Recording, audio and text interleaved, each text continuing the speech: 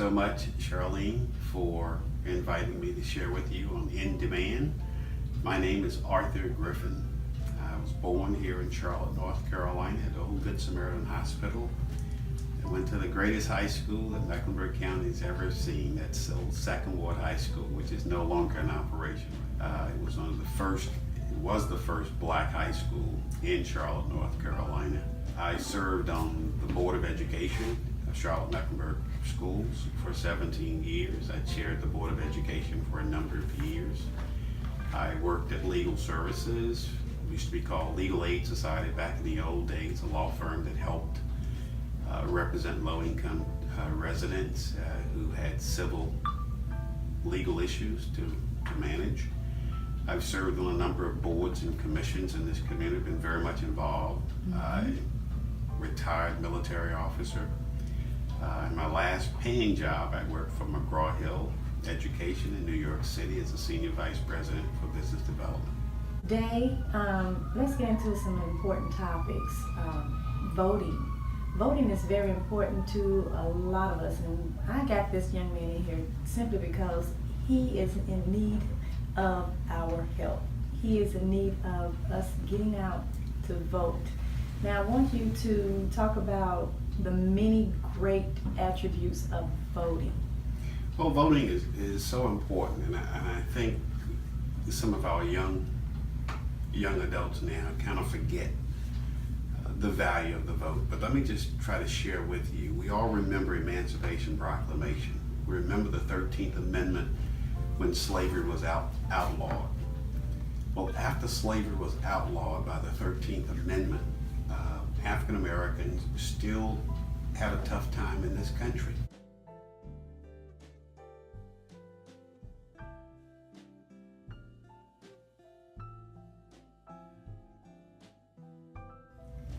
I often say that one of our birth defects is institutional racism, and although the slaves were free, they still were treated unfairly. And so after several years, another amendment to our Constitution was called the 14th Amendment that basically says before something can be taken from you, before life, liberty, and pursuit of happiness can be taken from you, there should be some due process. And so as people start to make various rules as to how that due process would be carried out, the folk who made the rules didn't look like them, because you had to own property or real estate or be of wealth to even vote for people that made the rules. So finally the 15th Amendment came about to the U.S. Constitution that gives everyone, regardless of their wealth, their race, their status in life, the 15th Amendment gave everyone the right to vote. So therefore those freed slaves that have been treated differently and black folk that have been treated differently,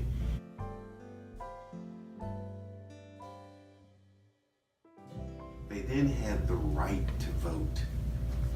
And since the 15th Amendment, there have been all kinds of little games that were played in terms of what would prevent you from voting. You had to read certain paragraphs. There were poll taxes.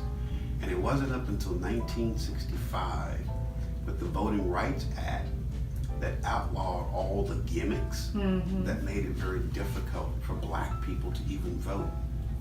Now, we don't have enough time for me to talk about the violence, the number of people who were injured and hurt and killed just to give black people a right to vote.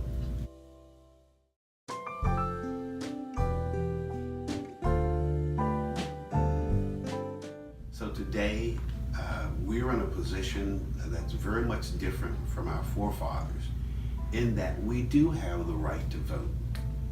And one of the things that is so important right now is that this election, this 2018 midterm election, is so critical for our people to come out and vote. Already in North Carolina, this General Assembly has passed a law called House Bill 514 that legalizes segregation. It's almost going back to where we were in the 40s and 50s.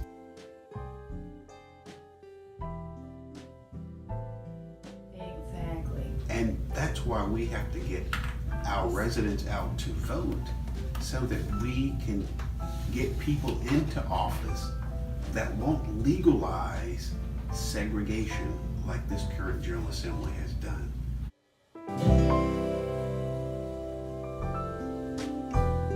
Voting is so critically important, and what we have to do now is show up.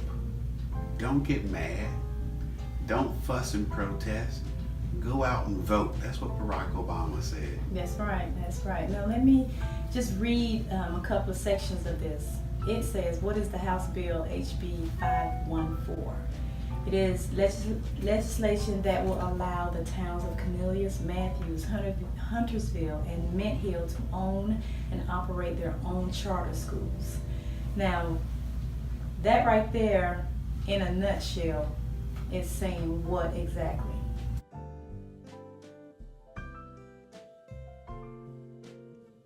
It says basically that these small towns have the right to run their own public schools. The right to run their own public schools. And let me drop down 1 second. All African American legislators in the entire North Carolina General Assembly, North Carolina House Bill, and North Carolina Senate voted no to the HB 514. Now right there under that, it says that there's one man that is the only African American legislator of the 4 towns listed, is the only one. When people who live in Charlotte sometimes forget that there's 6 other cities within the limits of Mecklenburg County. And so when you look at Davison, Huntersville, and Cornelius to the north, and you look at Matthews, Pineville, and Mint Hill to the south, there's only one elected official in those 6 towns, and it's Thurman Ross up in Cornelius. There's no African Americans elected in Davison, no African Americans elected in Huntersville, no African Americans elected in Pineville, no African Americans elected in Mint Hill, no African Americans elected in Matthews. And why is that? A couple of reasons, I think. We have to make sure that African Americans who live in those towns get out and vote. We have to make sure that African Americans that live in those small towns put up candidates who are willing to run for office in those small towns. And we need to be supportive of them. That's why your right to vote and your exercise of your right to vote is so important. When you live in Charlotte, you see one kind of environment and you think that's the entire community. But when you look at Mecklenburg County, it's absolutely not, because only one elected official. But the point you just raised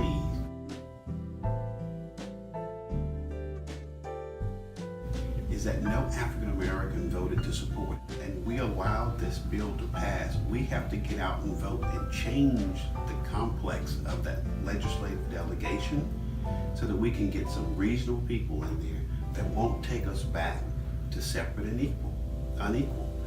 The Constitution in North Carolina says there should be a uniform system of schools. The word uniform means one school system. So we're moving down a road now to create 2 different school systems, one for the haves and one for the have-nots. And right now, since it's just those 4 small towns, the rule is any town in the state of North Carolina could create their own school system. And for folk who are, I'd say, 50 and younger, or 60, early 60s, they didn't experience separate and unequal. But if you go to a 2-school system where the haves, the tax rates are different, they're going to have different schools where the resources are different. And therefore there will be no compulsory nature for the state to fund all schools alike, when the small rich towns can fund their own schools and use state funds. So I don't want to go back to hand-me-down uniforms. I mean, I don't want to go back to secondhand band instruments. I don't want to go back to textbooks. where everybody's name in the textbook is some people I never seen or heard before. Exactly. You're right. We don't want to do that. I know that we had a discussion a little earlier pertaining to segregation. And truly, I do not want to go back to that particular place. We're much smarter, more educated. You know, a lot of us who have been misinformed are, you know, changing our mindsets to understand and do our own fact finding. And individuals like yourself who continuously be on the front line as a fighter for equal justice, equal education, I appreciate you and I applaud you. And you help my mindset, you know, kind of recondition itself, because again, sometimes I can be so pro that I miss out on, you know, key elements of life. So I appreciate that. Now, talking about the African Americans and us being miseducated, do you see in your own perspective that we are moving in a positive direction? I see us moving forward. I go back to a speech that Barack Obama made about 3 weeks ago. He said, better is good. We aren't where we need to be, but we're moving in the right direction. And we need to continue moving in the right direction. And if it's not perfect, it doesn't mean you give up. But if it's better than what it was the day before, and each day you work your butt off to make sure that tomorrow is better than today, it's going to get us where we need to be. Certainly. We have the right now to sit at the dinner table or go into restaurants, but we're not where we should be in terms of can we order anything off the menu, because we don't have enough money to do that because of a living wage. But we're working towards a living wage. So it's one step in front of the other. The arc of a moral universe bends towards justice. That's Martin Luther King's comment. So I say to you, the arc is long, but it bends towards justice, and we continue to make progress as a people. However, when legislation comes up like House Bill 514 that wants to take you backwards, we're not getting better if we allow this thing to stand, if we stay at home and don't come out and vote. Now I've heard of individuals who are really diehard out here about having our own and creating our own again. How do you feel about that? There's nothing wrong with cultural pride, pride in who you are, pride in your ethnicity, pride in being black.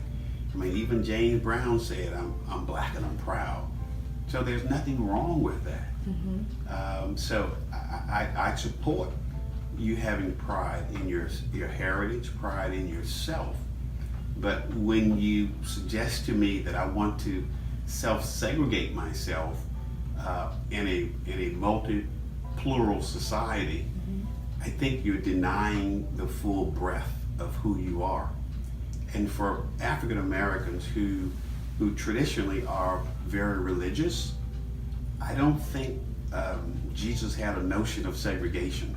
I think Jesus walked through the communities, all communities, and embraced all communities. So I have a difficult time reconciling when people start saying, I want to segregate myself.